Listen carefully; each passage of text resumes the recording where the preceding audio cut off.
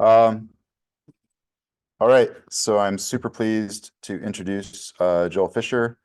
Joel is a researcher in artificial intelligence and human-computer interaction, human-robot interaction, does a lot of work on dialogue.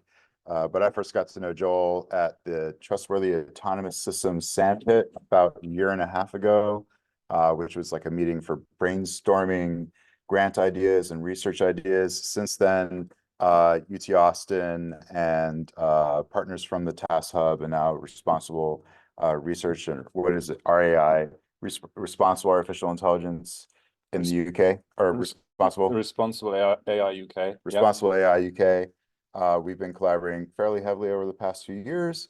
What else? He and I are also putting together the Trustworthy Autonomous Systems Symposium, which will happen in September, the second Trustworthy Autonomous Systems Symposium. And with that, I think I'll turn it over to Joel. Great. Thanks for that, Justin. Welcome everybody online. Welcome everybody in the room. So yes, thanks for that introduction. As you mentioned, I'm a professor of human-computer interaction from the University of Nottingham, and I'm actually a visiting scholar here at UT Austin, enjoying all the generous welcome and events that we're running together. We did a workshop earlier this week on robots in public, kind of following on from the HRI conference that some of us attended last week in Boulder, Colorado. So HRI, human-robot interaction. I'm not sure the audience so much. So do I need to expand the acronyms, or are the acronyms, understood? Sometimes it's a little bit of guesswork, but I'll try to expand some of these acronyms. TAS is Trustworthy Autonomous Systems. And that's a program in the UK, which I've been research director of for the last nearly 4 years. That's coming to an end, but we've been successful in getting a follow-on program called RAI UK.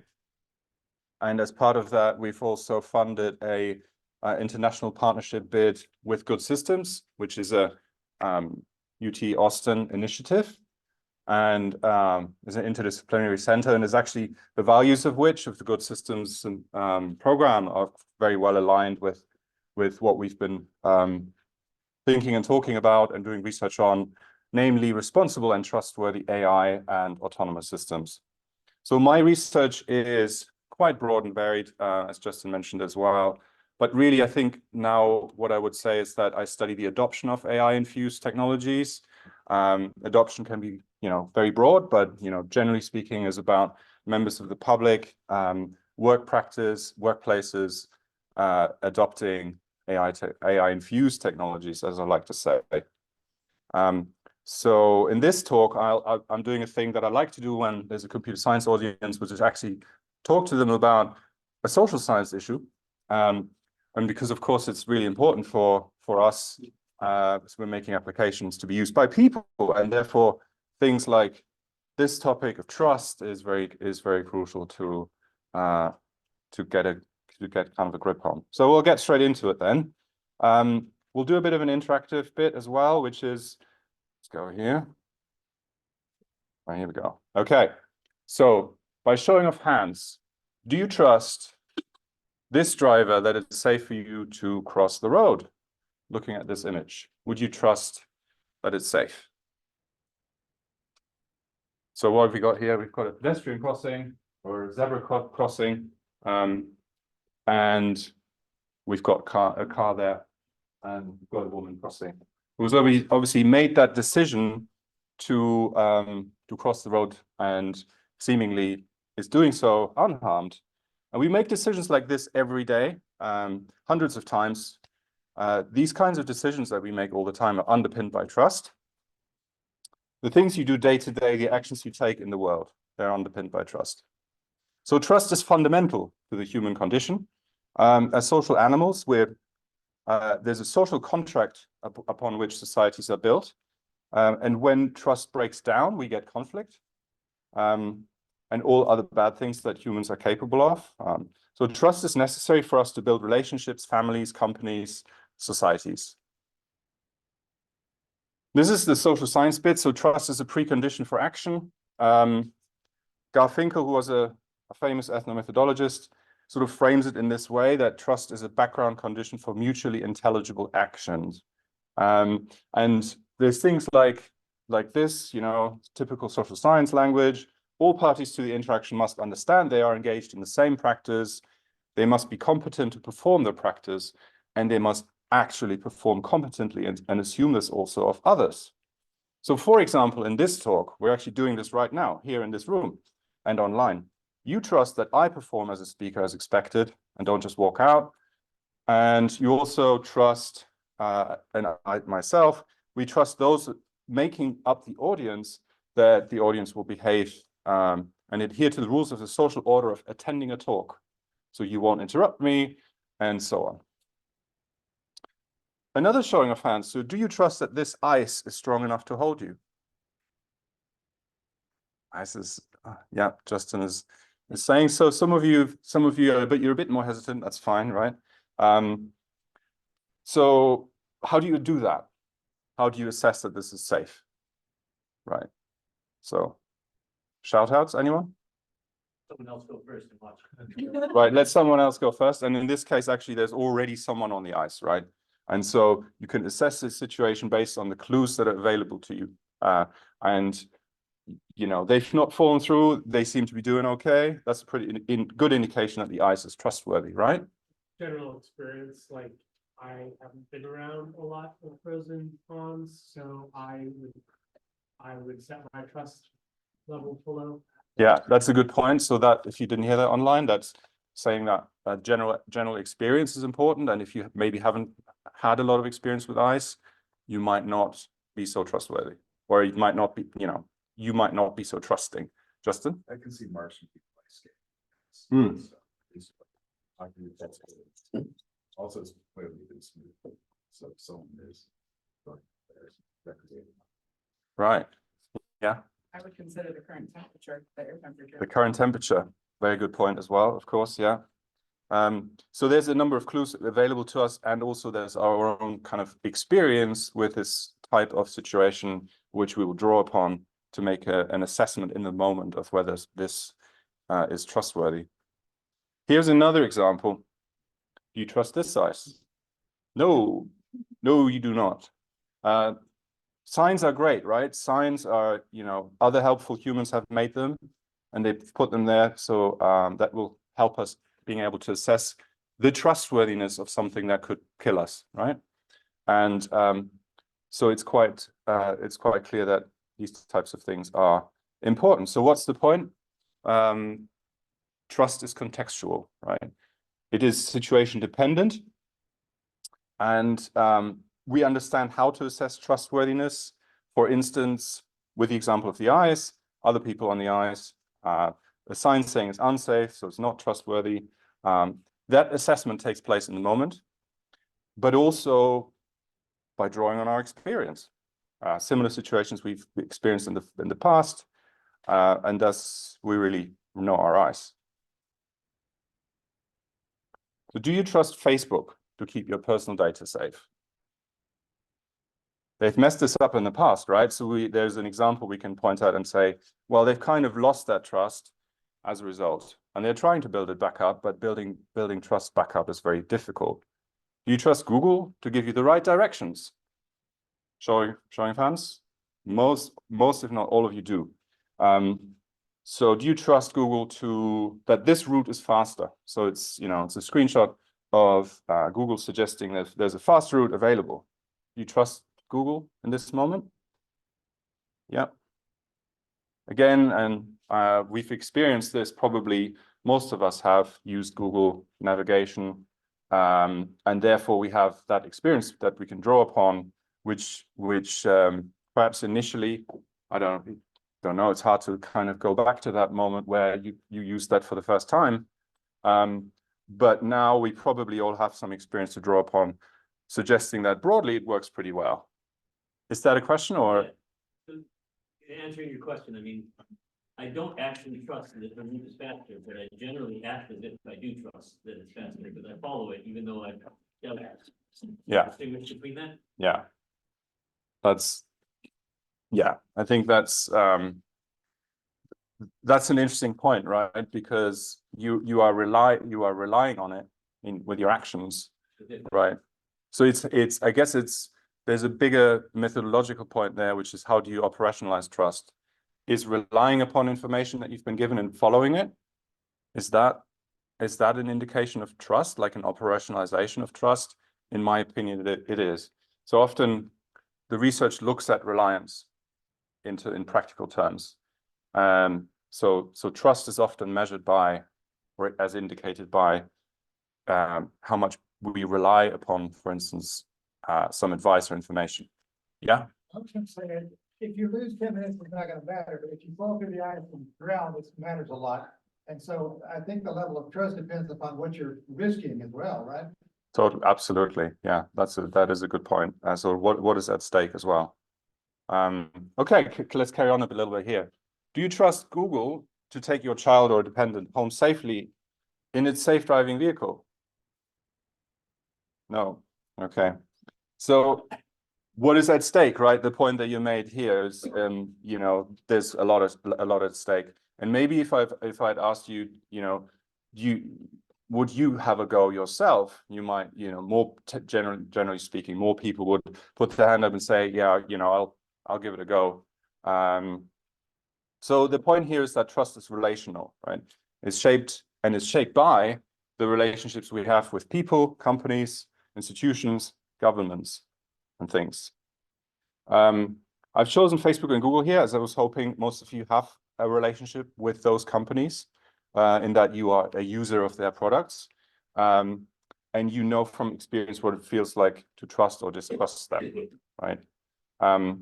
So losing trust is easy, rebuilding it not so much, and this has happened to these guys, and they've been working pretty hard to regain trust, but I don't know whether they're achieving it. I'm not sure. You trust Boeing to get you to your destination safely? Yeah, I mean, you know, we do, right? But Boeing is actually a good example, in my opinion, of a company that's had some pretty bad disasters in the past kind of 5 years, right? The 737 MAX 8 disasters, the crashes of the Lion Air and the Ethiopian Airlines that happened in 2018, 19. So not long ago, really, right? And there was some pretty bad design flaws with their onboard autopilot system to blame here, right?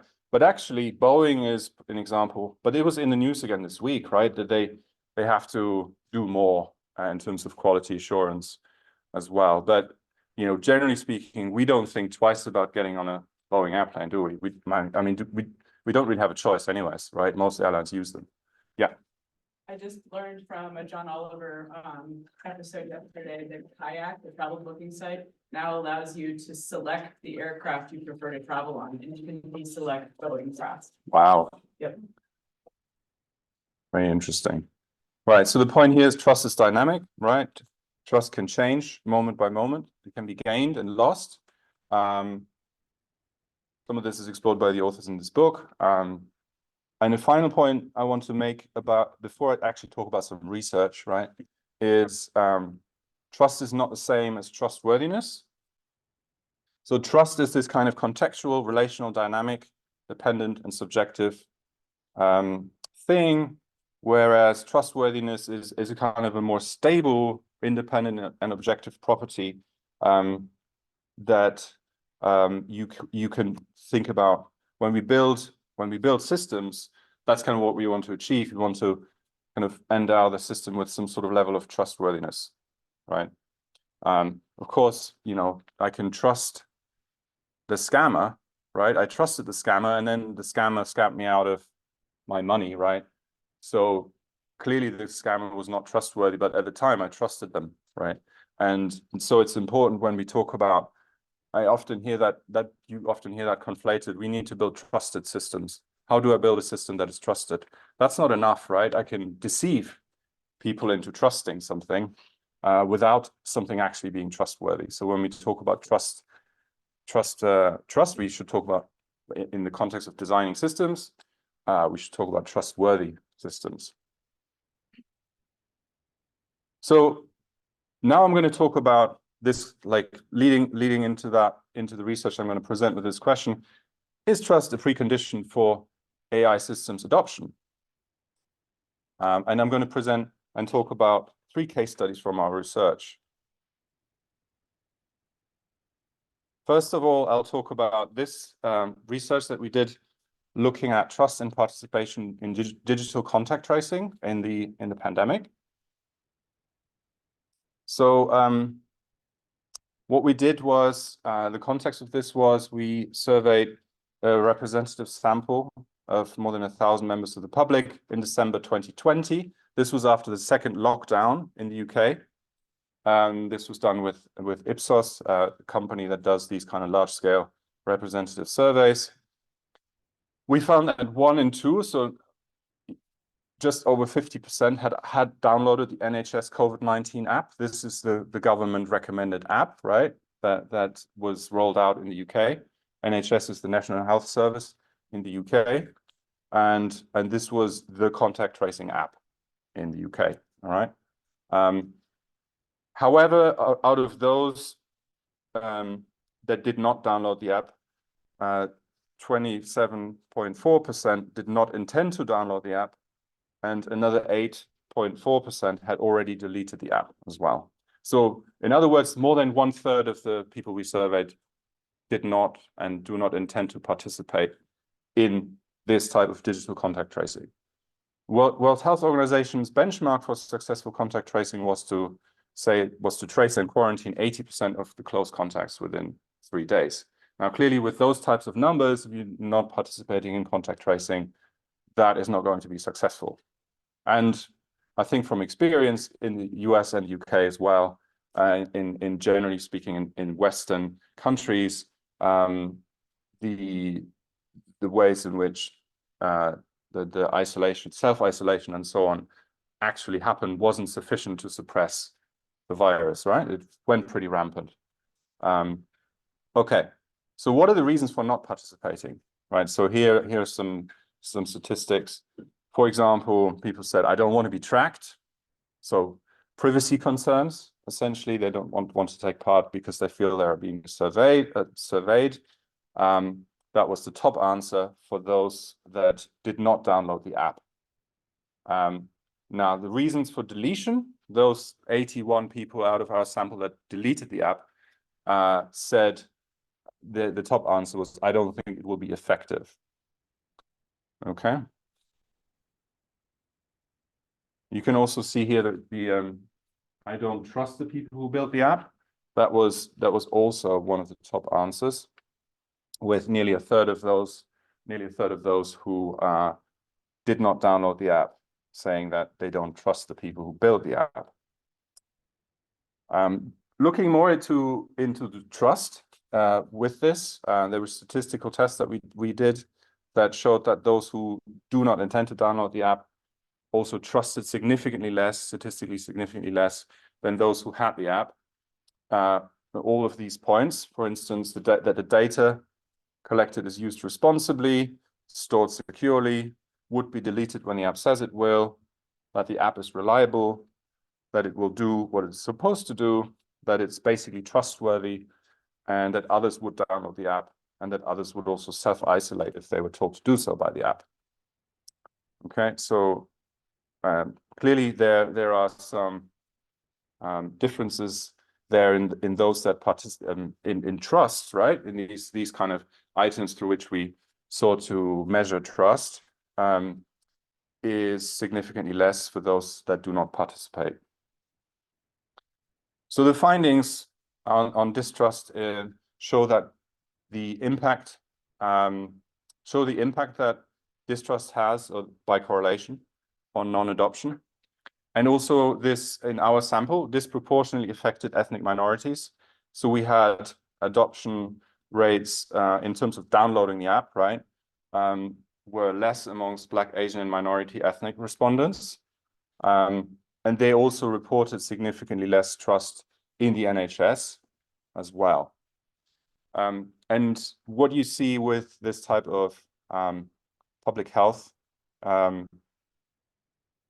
intervention, let's call it, and access and participation in it, or choosing not to participate, is that this risks worsening these existing inequalities in society, right? Excluding those particularly vulnerable to the virus as well. So the point, remember I talked about relational, contextual, and dynamic nature of trust. Here we've seen that we have relational, contextual, maybe cultural differences that shape trust and also significantly impact AI adoption or non-adoption. In this case, by the example of digital contact tracing. Yeah. I'm wondering if there's any further research that looks at the causal direction here. So you can imagine that perhaps people didn't download or use the app because they didn't see that it would personally benefit them enough to, to take, to account for the cost at the time, and possibly someone saying, oh, you have COVID and you can't go out right now or something like that. And so there are other reasons that they would potentially not use the app. It could be that then they want to feel they're doing something selfish, but they want to feel like morally, in the right. And trust could be a way that they rationalize their decision. They decide to blame some external party or some flawed system, and that's why they tell themselves they didn't do it. Yeah, I know. We also looked at sort of personality traits like individualism versus altruism, but I can't remember what the results were for that. But I remember us looking at that. Yeah, there is more. I mean, I'm focusing on the trust thing here in this talk, but there's quite a bit more that we measured in this study. Yeah. How much were people aware that this did use AI? Was this app specifically marketed as an AI-powered tool? Because I noticed one of them was, one of the reasons that they didn't trust it is they didn't trust the people who made the app. But was there any, were they asked, did they trust the AI in the app? That's a good question. I'm not sure we framed it in that way. I think, I think that probably the answer is some were not aware. And I mean, if you were interested in it, it was quite obvious, and it was it was openly made clear what happens with the digital contact tracing algorithm. And I mean, in essence, I think it's quite a strong case of AI decision making, because what you get is you get told to self-isolate, not leave the house for some days, right? And that's the algorithm doing that. There's no human oversight in that process. So I think it's actually, when you consider it, it's a pretty strong and very impactful decision that the AI is actually making for us, right?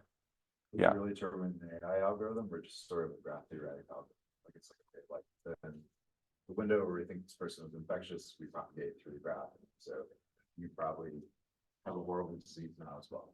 Yeah. I think this is a question about what counts as AI, which I don't want to get into with a bunch of computer scientists in particular. But I think it's a shifting goalpost the whole time. Like, I think it helps to, I mean, what we tend to do in our research is go with the kind of general, the kind of general perception of what is AI and what is not AI that is in society, right? So people talk about AI now. A lot of the stuff that's talked about as AI, yes, as computer scientists, we say, well, it's not really AI, but it doesn't matter in the end. It's in some ways driven by an algorithm that makes decisions or suggests decisions that are enacted. If you read the EU AI Act, there's also for instance, the definition of what is AI is actually pretty broad, and it's pretty much like algorithmic decision making, right? And not specifically just machine learning or other AI techniques. Okay. So this is a second case. So this is something for Justin. We've got a robot that moves. And so this is a disinfection robot, right? It's a UVC light robot. Zappy, we called it, of course. And you can see, this is the video that we showed to the participants as well, right? So the scenario is that we had participants come into the lab, and we said, And this was kind of around the COVID time as well. And we said, the scenario was you are coming to a learning space, you know, for a seminar.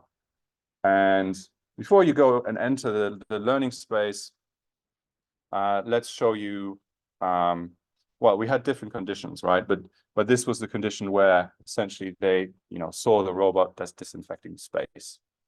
And we were interested in, is that that kind of knowledge of the robot disinfecting the space, does that reassure people, right? And does that change depending on what information you give them, essentially? Okay, so you've seen a little bit of the video now. There's not much else happening. And I'll talk about the visualization that we showed in a moment. So what we found was that, I should probably just tell you what the conditions were. Like, we had essentially 3 conditions. Let me go back. That's my notes. Okay. So we found that participants agreed more that they had enough information to trust the robot when they had both seen the robot in action, the video that you've just seen, and the visualization, right? The visualization you see there, it's a mock-up, right? We said that was the second condition. And the first condition was just a sign to say this space has been disinfected by a robot, right? That's kind of like the baseline condition that we compared it against. We also asked them, would you change after they've seen the video? Because the robot goes on the left side of the aisle of the seats. We said, you know, would you change your seat based on what you've seen? The visualization as well. And 10 participants also changed their seat. I think it was around 20 overall. Okay. On the right-hand side, the graphic shows the ratings of the question. I feel I had enough information to trust that the robot is doing a good job at disinfecting the space. So this was a within subject study design. So they experienced all 3 conditions. So you can see that after the 3rd condition on the right-hand side, the answers are, there's a tendency for a higher rating on this question. So people had, you know, more information and felt that they were more able to trust as a result as well, although this was not a significant difference. So there was a general consensus that more information increases the understanding, and that leads to an increase in trust in the robot. But also there was a group that explained that their trust stemmed from the university doing the research, right? That's the relational trust thing. You can't get away from it when you do research on trust. If you ask someone, do you trust this thing that I made? They'll look at you and go, yeah, I trust you. That's okay. So you can't get away from, or it's difficult to get away from that as a researcher, which is why I think it's useful to study like publicly available technologies, like in the previous case study, because then all of these relational things really come into play, much more so than when we do our own kind of lab studies and prototypes. The heat map that did influence the seat choice. Most participants changed their seat and kept their seat only if it was already located in a green, safe area. There was a sort of observable impact on the behavior as a result of showing information about the effectiveness of the robot. This heat map was associated by 6 participants also with negative feelings, such as stress and worries about seat choice. For example, when the good seats were not available, right? Some of them said ultimately this made them feel less safe having this information. And also the colors were confusing, right?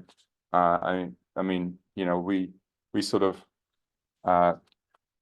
you know, this wasn't a information visualization study. Really, it was a quick mock-up. But clearly there are some issues with this visualization that would need to be addressed in any kind of rollout of this study, of this type of information. All right, so that's the second case study. I'm going to roll into the last one, which is ChatGPT, perception after launch. This is the paper we published in AI ethics. What we did was we looked at Twitter data during the hype period from November 2020 to March 2023, so kind of immediately after launch. And we looked at how my PhD student Dan looked at how social agency of ChatGPT is manifest, whether it is manifest, and then in what ways it's manifest, and how it indicates trust or blame. So his question was, in what ways has ChatGPT been portrayed as a social actor in Twitter discourses over an early period of its popularity, and what are the implications for trust and blame? So this is theoretically underpinned by social actor representation theory, which utilizes the relationship between grammatical and social agency. So you look at the types of language people use, and it gives you an indication of essentially people agentifying something, right? And, you know, I think with AI, of course, it's often an interesting question to ask. Are people thinking about it as an agent? And that language gives you that indication of, is it AI, right? The question of that. Well, people talk about it like people assign agency to it in their language. So, you know, in the kind of perception of people, it can be perceived to be, or it can be understood to be seen to be AI. So the data here is 88,000 tweets about ChatGPT. The extraction or the focus of the tweets was done using specific search terms. This was a global data collection without any geographical distinctions. So then the method that my PhD student uses is collocation analysis. It's a linguistic type of analysis where you use ChatGPT as the keyword, and then you look at the verbs that follow it. And then you look at the whether it's an active or a passive presentation. So you look at before, appearing before as passive, and after as active, in the sense of the English grammar. And then he also did a critical discourse analysis on some of the data, examining, it's a qualitative type of analysis to examine power structures and their impact on trust and blame. So what we found is that overwhelmingly the construction of language is active, as in the title, right? ChatGPT says no, and that kind of remains fairly stable as well in terms of proportion over the 3 periods that we looked at: initial launch, popularity, and developments, with those dates there sort of split into these time periods that we looked at. And there is a subtle but noticeable shift in language, suggesting an increasing agency, and sort of Dan frames it as portraying ChatGPT as an active communicator, right? So it goes from like giving resources to kind of more active, like things like writing, confirming, so verbiage suggesting an increasing agency over time. And in summary, 97% used this majority active presentation, and the themes of were things like ChatGPT creating, informing, and influencing. And in the paper, that is kind of unpacked more what the language is underpinning these types of themes. So there's a clear sense of social agency ascribed to ChatGPT in around, you know, as a social actor in the vast majority of cases. Also signaling perhaps a growing reliance on and trust in its outputs in terms of that increasing that I showed here, the increasing agency and portraying ChatGPT as active communicator. The remaining 14% could also perhaps be characterized as foregrounding the human experience or the developers downplaying its agency and portraying it as a tool or mechanism. I would have expected that type of language to be much more apparent. Of course, we've got to see this in the context of this is Twitter data. Generally, the tweets are short, so there's also that. We're not claiming that this study shows that the results would be valid everywhere where people talk about ChatGPT online or or elsewhere. This was just Twitter. So some implications. This portrayal of ChatGPT as an active content creator perhaps suggests trust in its ability to produce effective content, and shows that there is a growing reliance on ChatGPT confirming, reliance to confirm information, which also indicates increasing trust in its veracity, and despite acknowledging occasional errors as well overall. So what Dan thinks is that this active contribution to shaping conversations signals trust. So in the sense that people are talking about ChatGPT and shaping conversations on Twitter. ChatGPT, those roles in content creation and information dissemination may also impact trust in AI-generated content more broadly, of course, as well. Any questions? I wonder, how did you account for, let's say, ChatGPT being perceived as an active social agent in a non-trustworthy way? Like in our department, the construction ChatGPT hallucinated is pretty common. Right. Yeah. That's an active construction, right? Yeah. So how did the research design account for, let's say, verbs or constructions that indicated distrust in an active construction? That's a very good question. I think I'll have to look at the details, but I think that actually overall it just isn't as apparent as you think it should be. Those types of constructions, I think we didn't find many critical constructions in the initial Twitter data set. Yeah. So I mean, some of the examples that I picked out here, right?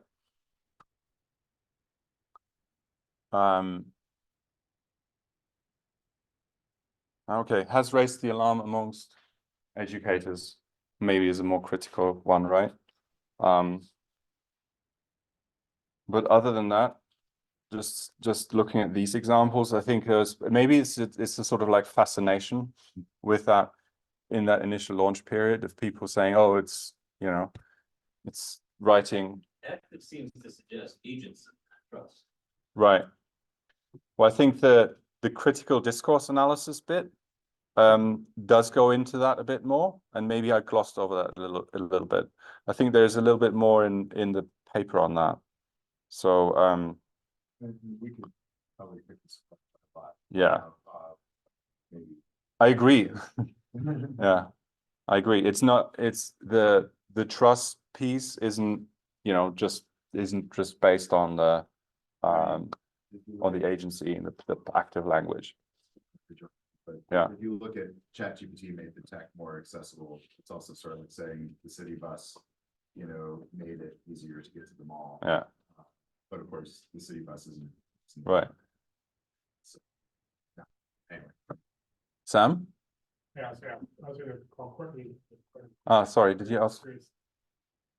Well, I was just gonna say, as a similar question about whether it indicated a kind of malicious agency rather than positive one. Yeah. Do you think that the fact that this came from Twitter transcripts might have influenced this a bit, right? Because when I envision what I've read on Twitter so far, it's either colleagues of mine being like, we published a paper, or people being like, Kanye West did something obnoxious and now I'm citing evidence that he is an obnoxious person and I typed in some evidence to ChatGPT and ChatGPT also agrees. You know, like the bar for trust is relatively low and the benefit is you know, an immediate dopamine boost of winning an argument over something that, you know, probably has no impact on anyone's life in reality. Yeah. I don't know, what's your thought on that? Like, you know, like there is, my trust for Twitter as a platform is low. I think it conveys sentiment, but maybe, you know, people's skin in the game is relatively low when they're on Twitter. Yeah, I think it's, it has its own culture somehow, doesn't it? And I think a lot of it is cynical, and yeah, probably overall untrustworthy anyways. Yeah. What would be like not being an actor be? Like, what is an example of that? Because I feel like ChatGPT gave me something like Google Maps also gives me. Yeah. Maps. Right. I think I think it'd be useful to do like more of a comparison there to look at like construction of grammar. But you know, like you could also see probably more often a more passive construction with technologies that, you know, are seen to not have agency. Like, yeah, you could say Google Maps gave me the directions, or you could say, you know, I got the directions from Google Maps. Right. I use Google Maps. Exactly. Yeah. I use Google Maps to get directions. Or I was Right. directed into a lake by Google Maps. Right. Yeah, exactly. Okay, so I'm wrapping up here. So trust is multifaceted. It's contextual. We've seen how cultural differences shape trust in the digital contact tracing case study. And we have seen that trust is relational. It's important to consider the stakeholders and actors that are involved in the assessment of whether something is trustworthy. For instance, the institutions that deploy AI is crucial, not just the tech. So we've seen in our study, yeah, it's trustworthy because the university is doing the study, right? And with the bit more complex, but with the contact tracing, we've seen that essentially the actors involved in that, there's generally quite high trust in the NHS in the UK, but then there's significant differences amongst certain parts of the population as well with that. And you can see how these types of relational links really affect the trust as well. And then finally, the point is that trust being dynamic and it changing over time. For example, we've seen that in our study that when there's more information available about the performance of the AI system with the cleaning robot,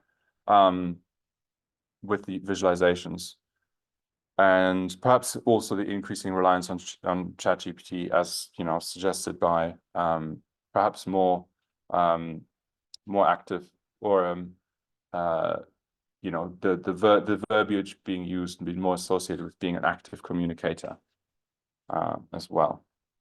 So to finish off, you know, to create trustworthy AI, there is not a one-size-fits-all solution, and you need to examine the application areas and make design decisions carefully based on cultural, societal, and legal contexts. And that's it. Thank you very much.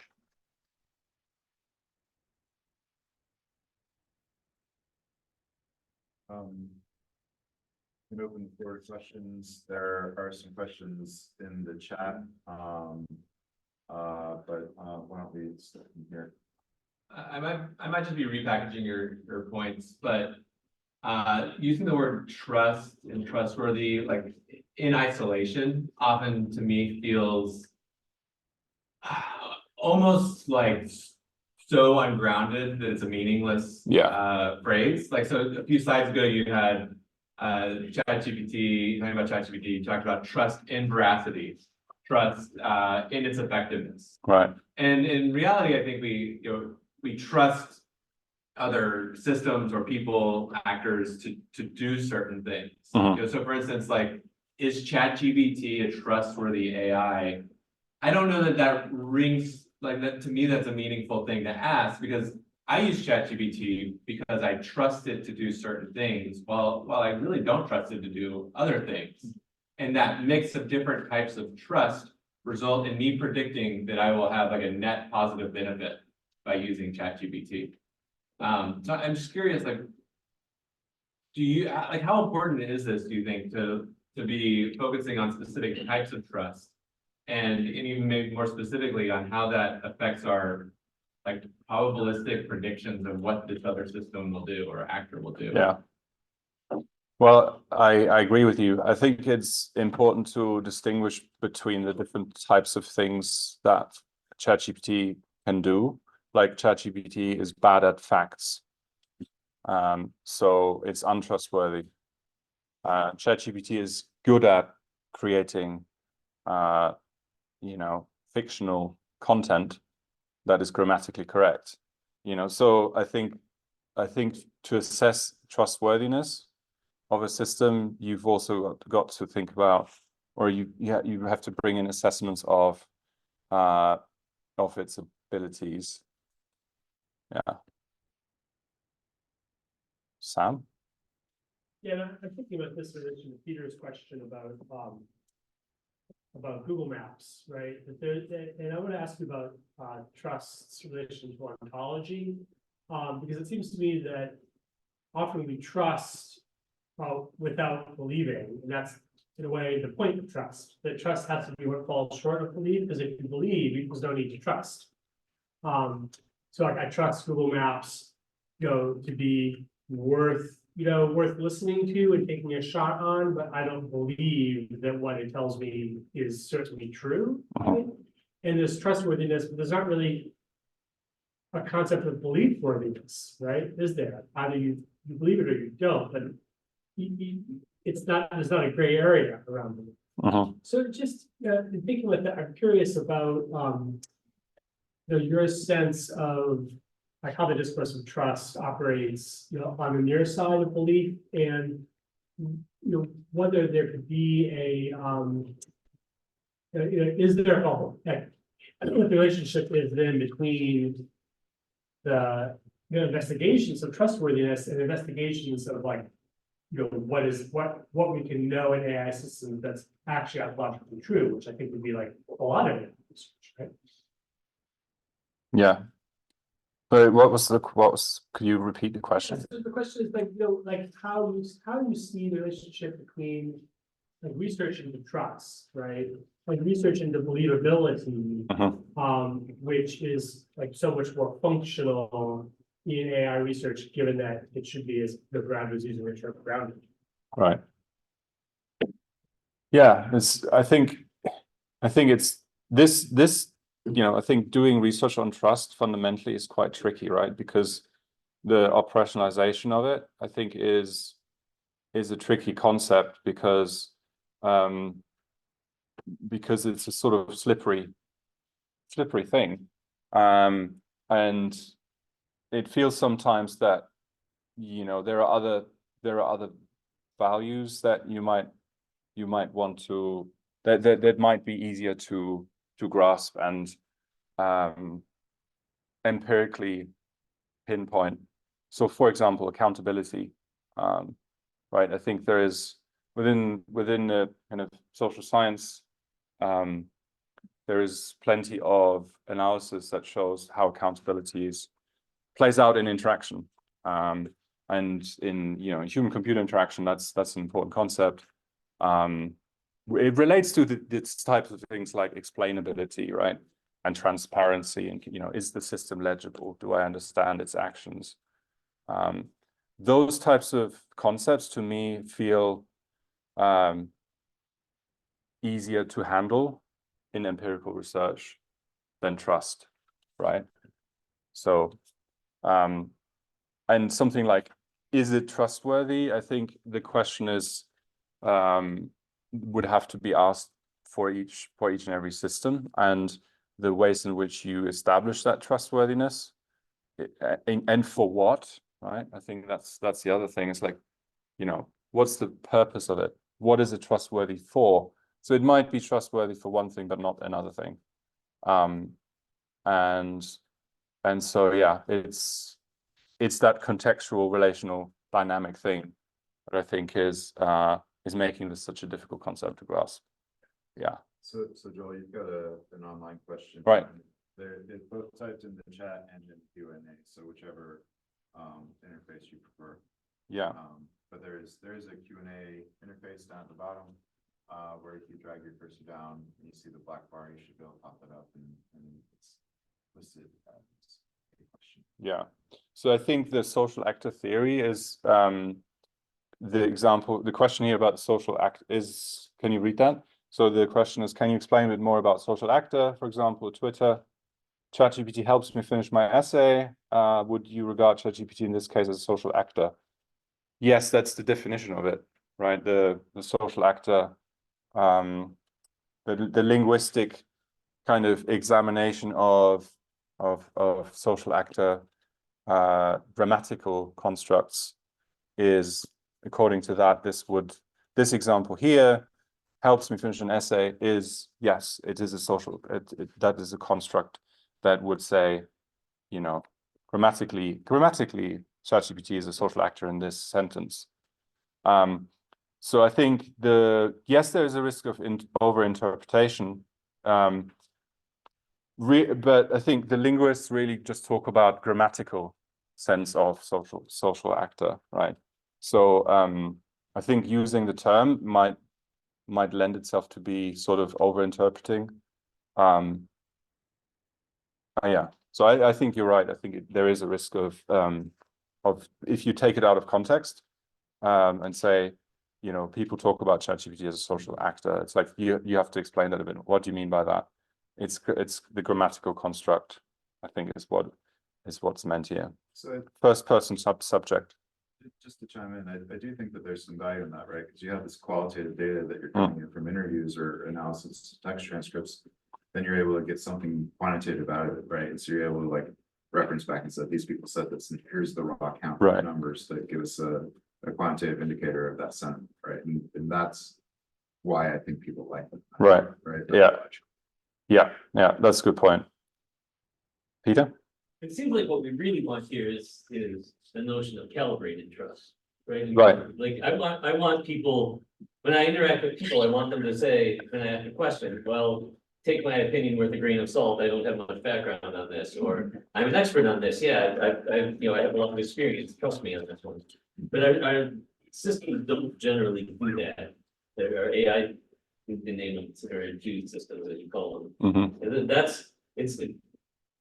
I think that's really where the research opportunity is to like have systems that help the human AI team do better than either the AI team by itself, or the AI system by itself, or the human by itself. And for that to happen, the person needs to be able to know when to how much to trust in a particular instance. So is there any, I don't know if you have any thoughts on how we can get there? I think It's probabilistic reasoning. Right. I think how I would interpret your point is, or translate into research, is around legibility of systems status and system actions. What that is depends obviously on what system you're looking at and how do you make something legible. But yeah, I think that is where the kind of, let's say, more technical research is actually how do you, or design research is, how do you design a system in a way that as a human computer interaction person, right, I say, you know, how do you design it so that it makes its status, its reasoning available in such a way that I can scrutinize it and come to an assessment on how trustworthy the output is, you know, or like perhaps also help me in understanding the purposes of it. What is it more trustworthy for? And I would have thought that. So in robotics, we had this workshop this week. So the example that comes to mind is sidewalk robots delivering, delivery robots, those sort of box-sized things that run along the pavement. And when you are approaching them, you don't know which way to go. And the thing kind of, we're actually, as human beings, we do this all the time. We assess people's trajectories as we cross paths. So how do you make that legible for a machine, right? Is probably something like indication, right? Why not have an indicator to say, I'm kind of going this way, or we can also just read the robot motion if it doesn't just carry on in a straight line, but actually, slightly veers off the trajectory, right? So depending, and that would then make it available to me as a human walking towards the thing, that it's seen me, it's acknowledged me, and it's adjusting its course. Yeah, I mean, I think there's an aspect of being able to interpret signals and be able to emit signals in social acting. That's one thing. But what I was trying to get more at is, there's a framework in machine learning called QUIC, or knows what it knows, where you're doing analysis that a system is allowed to, it has to give an answer, on the problem or whatever, but it's also allowed to say, I don't know. And you analyze, it's not allowed to make mistakes, but it can say, I don't know. Right? And Yeah. You can analyze whether an algorithm is, quick safe or something like that. And that, in that sense, that sort of, that's, I think we'd like to bring that sort of formal analysis from machine learning into this kind of a setting. Yeah, I agree. And there's of course a lot of different explainability techniques for machine learning models. And there's the sort of transparency side of things, and different approaches to achieving that, and the types of explanations, post hoc explanations, system-wide. So there's a lot of different techniques already available, but also sometimes when you put these things in front of stakeholders, we know from research for instance, with medical professionals, that the questions of whether something is trustworthy, reside more, for example, with the data, right? Is the data set good? Is it good data that the model is built on? But if you do a model explanation, that it doesn't account for actually the quality of the data. So yeah, there's lots of different perspectives to take on this, I think. So the question. Yeah, I was just gonna say, there's been a fair bit of work in explainable AI scenario. I've worked in a fair bit on this issue, and it's also disappointing. So Dan Weld actually gave a talk in the same series last fall, and explainable systems are great at improving trust, but not calibrated trust. It just convinces people that it's right when it's actually wrong a lot of times. Yeah. And it's actually quite disappointing that the results there. I've yet to see good results on explanation improving calibrated trust. Right. Well, unfortunately, most of the results there are negative. I'd say I improves trust, but it doesn't actually distinguish improving trust when it's right and when it's wrong. Mhm. It's quite sad. Are you talking about like a continuum or like a confidence rating?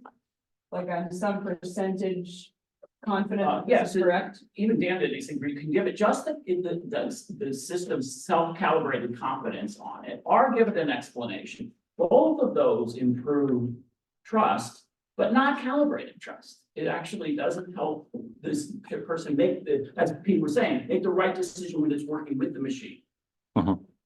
Another recent example that's kind of in the wild with the ChatGPT interface is that there are now large language models that provide citations, right? And ChatGPT will do that as well. But of course, if you dig into the citations, sometimes the citations are kind of crap.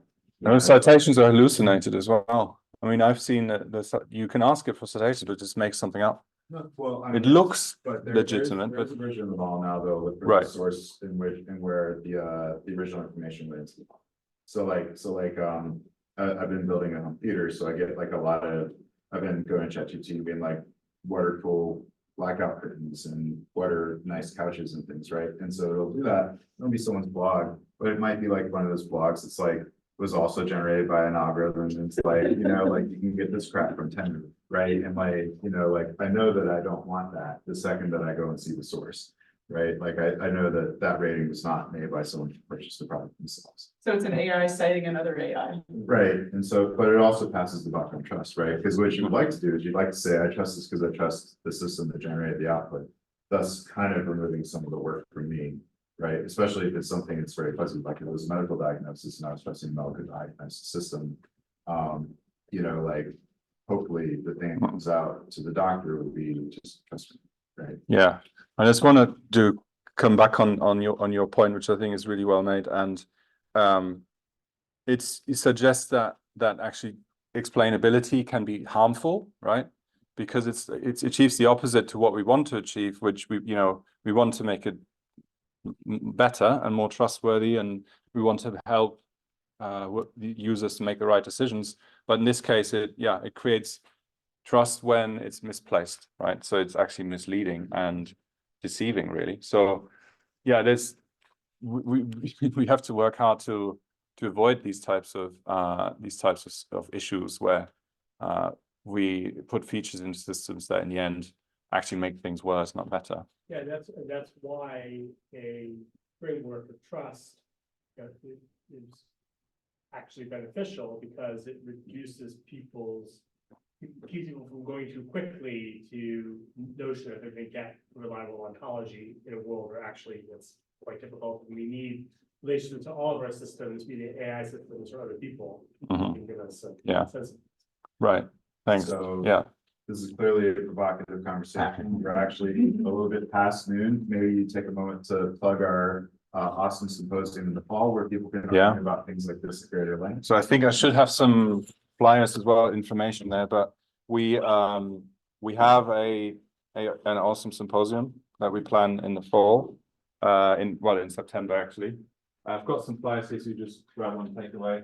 It's got the QR code on it for the website, symposium.tas.ac.uk. And I forgot to put a slide in the talk actually on it. So you might want to say that also for the microphone, because this will be archived online and we do get a lot of viewers after. So symposium.tas.ac.uk is the website. The call is out there for full papers published in the ACM Digital Library, short papers presented as posters, and workshops as well. The deadline will be in early May, although probably probably mid-May. We'll push it back a little bit. So yeah, it would be great to obviously get your work there, and like following on from this type of work. So responsible and trustworthy AI and autonomous systems. So really quite a broad topic that, while if you're interested in this talk, maybe your work's related and relevant to this symposium. And it'll be in Austin in September for 3 days. So it'd be great to see many of you there. And Justin is general chair, so any questions you can always ask us. All right, thank you.